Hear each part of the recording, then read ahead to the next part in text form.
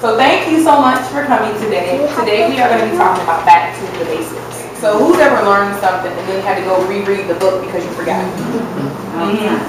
That's what basically the Back to the Basics series is. With that being said, everyone has a bag. I don't have one yet. Well, you're not even sitting in the right section. Come over here. She's sitting over here, so I wanted it this way because I don't want to be in front of the screen. Raising your hand. I don't have a bag. How many of you own a dentist brush?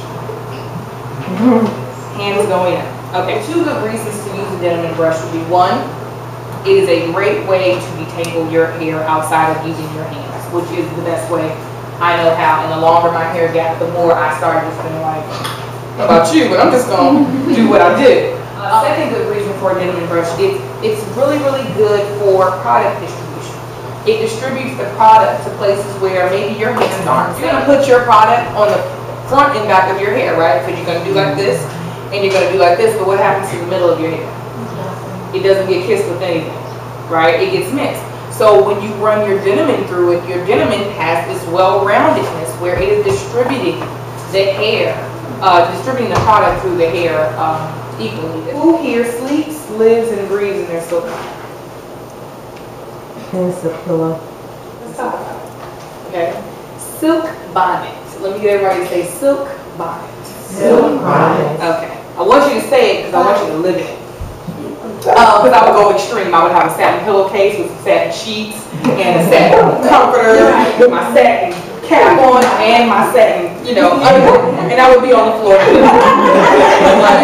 Cotton pulls, it's a pulling fabric, right? So as soon as you get in a wet t-shirt contest with the cotton, what happens? The whole t-shirt is wet, right? You can wring out the t-shirt, but you're no longer wet. Think about that when you're putting that on your hair.